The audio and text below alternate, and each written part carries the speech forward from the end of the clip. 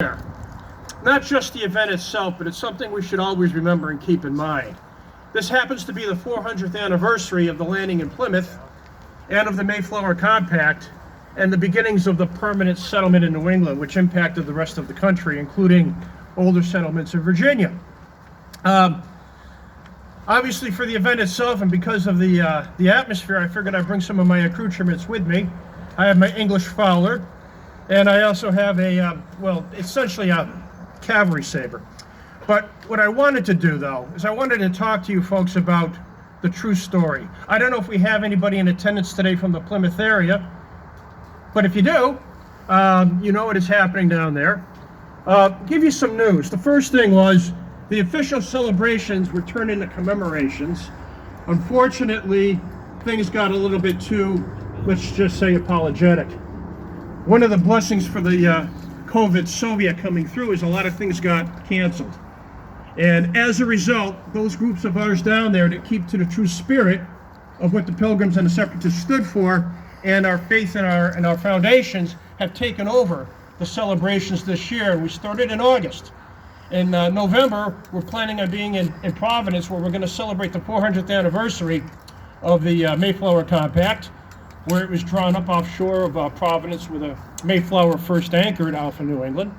And the week of the 20th of December, we're going to recreate the landing, and we're going to have a couple of ceremonies that week corresponding with Forefathers Day on the 21st. So we encourage everybody to come down. If you wanted more information, I'll be here for a little while. I can share that with you. But what I wanted to do was get started with a couple of readings.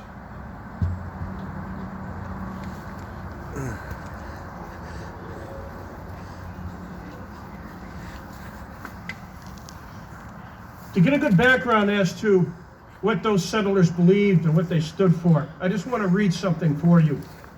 I'm going to read out of the book of Exodus, chapter 18, verses 21 through 25. Moreover, provide thou among all the people men of courage, fearing God, men dealing truly, hating covetousness, and appointing such over them as to be rulers over thousands, rulers over hundreds, rulers over fifties, rulers over tens. And let them judge the people at all seasons. But every great matter let them bring unto thee, and let them judge all small cases, so it shall be easier for thee. When they shall bear the burden with thee. If thou do this thing, and God so commandeth thee, both thou shalt be able to endure, and this people shall also go quietly to their place. So, that is the story of Moses and his father-in-law Jethro. The Pilgrims were a great godly people. They used the Bible as their guide. That's what gave us our form and foundation of government that we have today. How we choose our people. Being at an event like this, for us it's deeper than a political party. For us it's deeper than an event. We are here because we want to improve the lives of our families and the lives of ourselves, and to pass it on to our posterity the way it was supposed to have been passed down to us. I also want to read a little bit further, because in Plymouth, when they settled here, we all know that they never intended to settle in this part of New England. They intended to settle what is now in the Hudson Bay area, basically northern New Jersey, south of New York City. So what they had to do was set up their own form of governance. Now, I think they were probably going to do that, and they went under an official charter. But I just want to read another passage to you from Deuteronomy. Bring you men of wisdom and of understanding, and known among your tribes, and I will make them rulers over you. Then he answered me and said, the thing that is good that thou hast commanded us to do.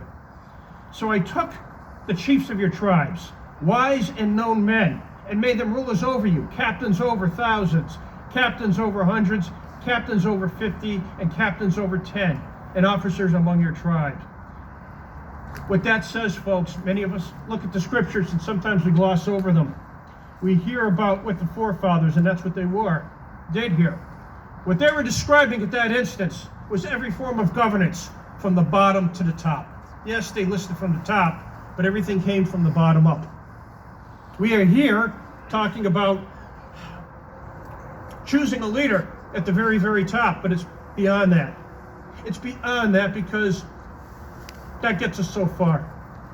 We have to Look at the governance from the bottom up, around the town here, around the county.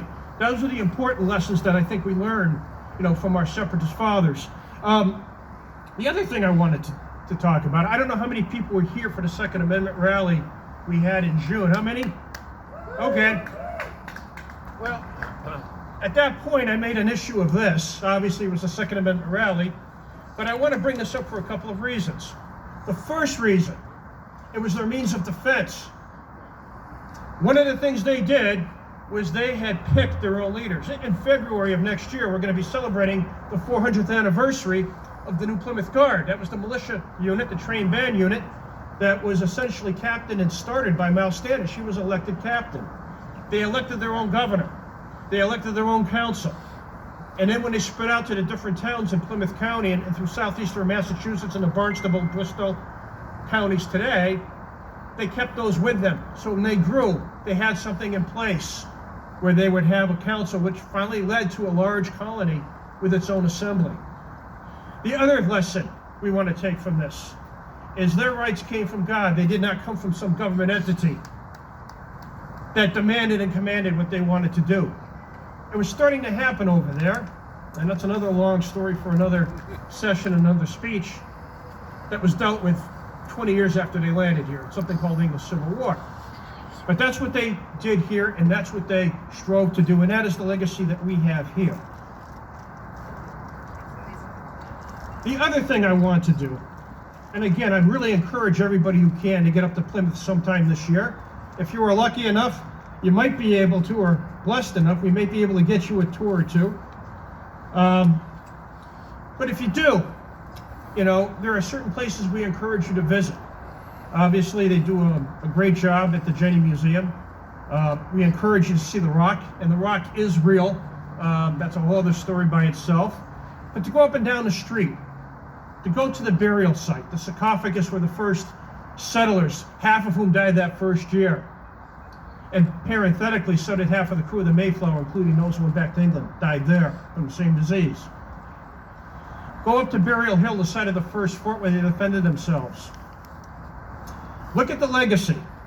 Look at how they dealt with the native tribes that were here at that time, the Indians. They purchased every piece of land they owned. They didn't take any of it. If by somehow they stumbled across a food burial ground that didn't belong to them, they tried to return it. And that is how they lived their lives. At the top of Burial Hill, there is a monument to the second governor of Plymouth. His name is William Bradford. Now, the early separatists, the early Puritans really did not put a lot of stock and belief into markers. Many of them aren't really marked. If you go to Duxbury, you see the gravesite of Miles Standish and John Alden and his wife Priscilla. You'll notice that those are markers that were put up much later on.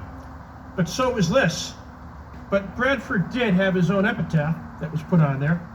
And I just want to go through something that he had paraphrased from the scriptures that are written in on Plymouth Plantation. If you have not purchased that book, I suggest you do, because it is probably the finest chronicle of American life ever written. And that's quite something to say, but he did it. Hebrews 11, verses 13 through 16. All these died in faith and received not the promises, but saw them afar off, and believed them, and received them thankfully, and confessed that they were strangers and pilgrims on this earth. For they say such things, declare plainly that they seek a country. And if they had been mindful of that country from which they came out, they had leisure to have returned. But now they desire a better, that is, a heavenly, wherefore God is not ashamed of them to be called their God, for he hath prepared for them a city. Before I go through my final words, I can't express to you, I am here, obviously in an historical, faithful perspective, but to see a gathering like this one in the environment that you folks are dealing with, the way it came together, it can't be too greatly appreciated. Because of what we're facing, that is why we're here and we're doing what we are doing. And I appreciate the folks who put this together. And this is only the beginning, folks, it's not the end. Many more activities for us to do and to carry forward, not just another 2 months, but the foreseeable future and beyond. What I want to do is I'm going to do one reading. It's also the 400th anniversary of the Mayflower Compact, and then I'll conclude with one final thought. The Mayflower Compact was the first written set of instructions that were enumerated by the settlers themselves. Jamestown had a great story and a legacy, and there's no competition between the two of them for that. However, in Plymouth, the difference was they had to set up their own set of rules because their charter did not allow them free governance other than by doing something along these lines. They had to do it. And they agreed. In ye name of God, amen. We whose names are underwritten, the loyal subjects of our dread sovereign, Lord King James, by ye grace of God of Great Britain, France, Ireland, King and defender of ye faith, having undertaken for ye glory of God and advancement of ye Christian faith and honor of our king and country, a voyage to plant ye first colony in ye northern parts of Virginia, do by these presents, solemnly and mutually in ye presence of God and of one another, covenant and combine ourselves together into a civic body politic, for our better ordering and preservation and furtherance of ye ends aforesaid, and by virtue heretofore to enact, constitute, and frame such just and equal laws, ordinances, acts, constitutions, and offices, from time to time as shall be thought most meet and convenient for ye generally good of ye colony, unto which we promise all due submission and obedience, in witness whereof we heretofore subscribe our names at Cape Cod, ye 11th of November, in ye year of ye reign of our sovereign Lord, King James of England, France, and Ireland, ye 18th, and of Scotland, ye 54th, Anno Domini 1620.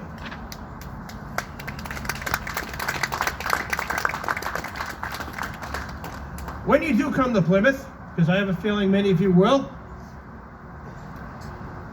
when you go to the top of Burial Hill on Coles Hill, near the site of the first fort, near the site of the first church, on Bradford's monument, you're going to see his epitaph written in Hebrew and in Latin, and it's roughly translated as such: do not so baselessly relinquish that which your fathers won through great hardship. Thank you very much, and it's been a pleasure to be here. Thank you.